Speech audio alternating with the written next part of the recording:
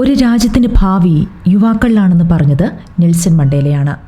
പക്ഷേ ലോകത്തിലെ ഏറ്റവും സമ്പന്നവും സാങ്കേതികവുമായി ഏറ്റവും മുന്നിൽ നിൽക്കുന്ന ഒരു രാജ്യത്ത് യുവാക്കൾ ഇല്ലാതാകുന്നു, വിവാഹങ്ങൾ ഇല്ലാതാകുന്നു. അതുകൊണ്ട് തന്നെ ജനനം കുറഞ്ഞുകൊണ്ടിരിക്കുന്നു. വൃദ്ധരുടെ എണ്ണം മാത്രമാണ് ദിവസേന ഉയരുന്നത്. ആ രാജ്യത്ത് സ്കൂളുകൾ അടയുന്നു, വീടുകൾ ശൂന്യമാകുന്നു. ഒരു രാജ്യം തകർന്നുകൊണ്ടിരിക്കുകയാണ്. അത് യുദ്ധം കൊണ്ടല്ല, ദാരിദ്ര്യം കൊണ്ടല്ല, രോഗം കൊണ്ടുമല്ല, മറിച്ച് കുട്ടികൾ ജനിക്കാത്തതുകൊണ്ട്. ഇതൊരു സിനിമാ കഥയല്ല, ഇത് ഇന്ന് ജപ്പാൻ നേരിടുന്ന ഒരു യാഥാർത്ഥ്യമാണ്. ആ കഥയുടെ ആഴങ്ങളിലേക്ക് എം Kukku. Welcome to fairy zone. ജപ്പാനിൽ ഇപ്പോൾ നടന്നുകൊണ്ടിരിക്കുന്നത് ലളിതമായി പറഞ്ഞാൽ ഇതാണ്: കുട്ടികൾ കുറച്ചു മാത്രമാണ് ജനിക്കുന്നത്, പക്ഷേ വൃദ്ധർ കൂടുതൽ കാലം ജീവിക്കുകയും ചെയ്യുന്നു. അതുകൊണ്ട് പുതിയ തലമുറ കുറയുകയും പഴയ തലമുറ കൂടുകയും ചെയ്യുന്നു. പല ഗ്രാമങ്ങളിലും യുവാക്കൾ ഇല്ലാതായതിനാൽ വീടുകൾ അടഞ്ഞുകിടക്കുന്നു. ചില സ്കൂളുകളിൽ കുട്ടികളില്ല, ചില കമ്പനികൾക്ക് ജോലിക്കാരെ കിട്ടുന്നില്ല. രാജ്യം സമ്പന്നമാണ്, ടെക്നോളജിയിൽ മുന്നിലാണ്, പക്ഷേ ആ രാജ്യം മുന്നോട്ട് കൊണ്ടുപോകാൻ വേണ്ടിയുള്ള യുവജനങ്ങൾ കുറയുകയാണ്. അതാണ് ജപ്പാന്റെ യഥാർത്ഥ പ്രശ്നം. വിവാഹം ഇല്ലാതാകുന്നു എന്നതാണ് കുട്ടികൾ ജനിക്കാതെ പോകുന്നതിൻ്റെ അടിസ്ഥാന കാരണം. അപ്പോൾ എന്തുകൊണ്ട് ജപ്പാനിൽ യുവാക്കൾ വിവാഹം ചെയ്യുന്നില്ല? അതിന് അവർക്കൊരുപാട് കാരണങ്ങളുണ്ട്. ഇതൊരു സ്ലോ സോഷ്യൽ ചേഞ്ചാണ്. ആദ്യമായി പറയേണ്ടത് അവരുടെ ജോലി സംസ്കാരമാണ്. വളരെ വർക്കഹോളിക്കായിട്ടുള്ള ആളുകളാണ് അവിടെയുള്ളത്. പലരും ദിവസത്തിൽ 12-14 മണിക്കൂർ വരെ ജോലി ചെയ്യുന്നു. ജീവിതം മുഴുവൻ ജോലിയെ ചുറ്റിപ്പറ്റിയാണ്. Career growth, job security, performance, ഇതിനൊക്കെയാണ് ഇവർ കൂടുതൽ ഇമ്പോർട്ടൻസ് കൊടുക്കുന്നത്.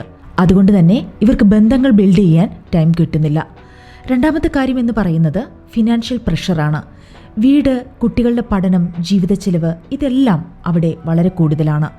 അപ്പോൾ പിന്നെ സ്വാഭാവികമായും വിവാഹം ചെയ്താൽ വലിയ ഉത്തരവാദിത്തം വരുമെന്ന ചിന്ത, ഭയം, ഇതെല്ലാം പലരെയും വിവാഹത്തിൽ നിന്ന് പിന്തിരിപ്പിക്കുന്ന കാരണങ്ങളാണ്. മൂന്നാമത്തെ കാര്യമെന്ന് പറയുന്നത് വ്യക്തി സ്വാതന്ത്ര്യത്തിൻ്റെ പ്രശ്നമാണ്. അവിടെയുള്ള പലരും ഇൻഡിവിജ്വൽ ഫ്രീഡത്തിന് ഇമ്പോർട്ടൻസ് കൊടുക്കുന്നവരാണ്. ഒറ്റയ്ക്ക് ജീവിക്കാനും ഒറ്റയ്ക്ക് യാത്ര ചെയ്യുവാനും ഒറ്റയ്ക്ക് വളരാനും ഇഷ്ടപ്പെടുന്ന ആളുകളാണ്. സോ അവരുടെ സ്പേസ്, ഹോബീസ്, സെൽഫ് ഗ്രോത്ത്, ഇതിനൊക്കെയാണ് അവർ പ്രാധാന്യം നൽകുന്നത്. അതുകൊണ്ട് തന്നെ വിവാഹബന്ധങ്ങൾ താരതമ്യേന അവിടെ കുറഞ്ഞു വരുന്നു. അതായത് അവർ ലവ് അല്ലെങ്കിൽ മാരേജിനെ കംപ്ലീറ്റ് റിജക്റ്റ് ചെയ്യുന്നു എന്നല്ല, പക്ഷേ അത് ലൈഫിലെ ഒരു കമ്പൽസറി സ്റ്റെപ്പായി അതിനെ കാണുന്നില്ല എന്നതാണ്. അതുപോലെ താമസിക്കാൻ ആളില്ലാതെ ജപ്പാന്റെ ലക്ഷക്കണക്കിന് വീടുകൾ അടഞ്ഞുകിടക്കുകയാണ്. ഇവയെ അവിടെ അഖിയ എന്നാണ് വിളിക്കുന്നത്, അതായത് ശൂന്യമായ വീട്. ഇത് സംഭവിക്കുന്നതിന് പ്രധാനപ്പെട്ട കാരണം ജനസംഖ്യ കുറയുന്നതാണ്. ഗ്രാമങ്ങളിൽ വൃദ്ധർ മാത്രമാണ് ബാക്കിയാവുന്നത്. അവർ മരിച്ച ശേഷം ആ വീടുകളിൽ താമസിക്കാൻ മക്കൾ തിരികെ വരുന്നില്ല. കാരണം യുവാക്കൾ ജോലി തേടി വലിയ നഗരങ്ങളിലേക്ക് മാറിപ്പോകുന്നു. മറ്റൊരു കാര്യം, ജപ്പാനിൽ പുതിയ വീടുകൾക്ക് കൂടുതൽ വിലയും പ്രാധാന്യവും നൽകുന്ന ഒരു സംസ്കാരമുണ്ട്. പഴയ വീടുകൾ വാങ്ങി പുതുക്കുന്നതിന് പകരം പലരും പുതിയ വീടുകൾ പണിയാൻ ആഗ്രഹിക്കുന്നു. അതുകൊണ്ട് പഴയ വീടുകൾ വിൽക്കാനും ബുദ്ധിമുട്ടാണ്. ചില ഗ്രാമങ്ങളിൽ ജനസംഖ്യ അത്രയും കുറഞ്ഞിട്ടുണ്ട്. അത് കാരണം സ്കൂളുകളും ആശുപത്രികളും അടച്ചുപൂട്ടേണ്ടി വന്നിട്ടുണ്ട്. തൽഫലമായി ആ പ്രദേശങ്ങൾ മുഴുവനായും ശൂന്യമാകുന്നു. ഒരിക്കൽ കുടുംബങ്ങളുടെ ചിരിയാൽ നിറഞ്ഞു നിന്നിരുന്ന വീടുകൾ ഇന്ന് നിശബ്ദതയുടെ സാക്ഷികളായി മാറുന്നു. ജപ്പാനിൽ ജനസംഖ്യ കുറയുന്നതിൻ്റെ മറ്റൊരു വേദനാജനകമായ കാരണങ്ങളിൽ ഒന്നാണ് ഒറ്റപ്പെട്ട ജീവിതവും ഒറ്റപ്പെട്ട മരണവും. അവിടെ ഇതിന് ഒരു പ്രത്യേക വാക്കുണ്ട്, കൊഡോകുഷി. അതിൻ്റെ അർത്ഥം ഒറ്റയ്ക്ക് മരിക്കുക എന്നതാണ്. പല വൃദ്ധരും ഒറ്റയ്ക്ക് അപ്പാർട്ട്മെൻറ്റുകളിൽ താമസിക്കുന്നു. മക്കൾ ജോലിയുമായി ബന്ധപ്പെട്ട് ദൂരെ താമസിക്കുന്നുണ്ടാകാം.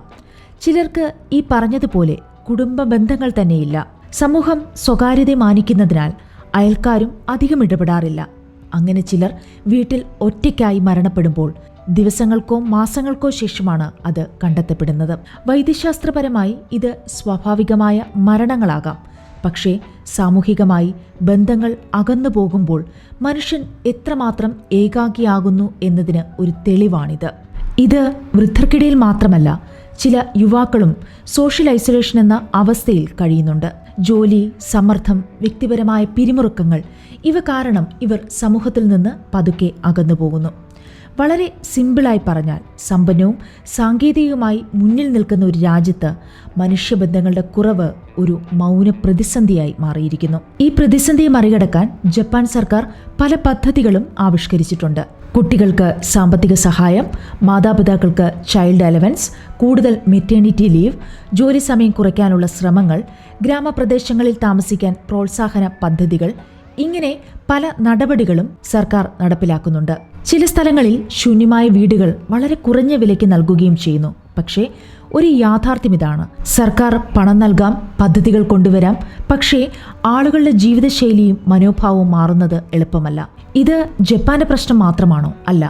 ലോകത്തിലെ പല വികസിത രാജ്യങ്ങളിലും ബർത്ത് റേറ്റ് കുറയുകയാണ്. ഇങ്ങനെ തന്നെ തുടർന്നാൽ എന്ത് സംഭവിക്കും? ചെറുപ്പക്കാർ കുറയും, വൃദ്ധരുടെ എണ്ണം കൂടും, സാമ്പത്തിക വളർച്ച മന്ദഗതിയിലാകും, ഒരു രാജ്യം പതുക്കെ ചുരുങ്ങിത്തുടങ്ങും. അതിനാൽ ജപ്പാൻ ഇന്ന് നേരിടുന്നത് ഒരു പ്രതിസന്ധി മാത്രമല്ല, ഭാവിയിലെ ലോകത്തിന് ഒരു മുന്നറിയിപ്പ് കൂടിയാണ്. ഒരിക്കൽ കുട്ടികളുടെ ചിരിയാൽ നിറഞ്ഞു നിന്നിരുന്ന തെരുവുകൾ ഇന്ന് നിശബ്ദമാണ്.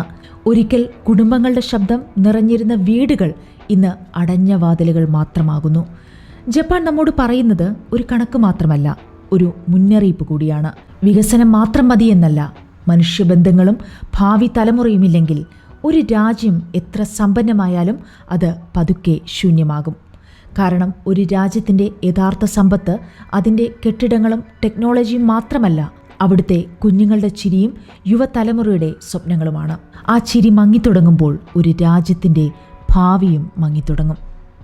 ഇന്നത്തെ വീഡിയോ ഇഷ്ടമായി എന്ന് പ്രതീക്ഷിക്കുന്നു. ഇഷ്ടപ്പെട്ടുവെങ്കിൽ ലൈക്ക് ചെയ്യുക, സബ്സ്ക്രൈബ് ചെയ്യുക. മറ്റൊരു എപ്പിസോഡിൽ വീണ്ടും കാണാം. ബൈ.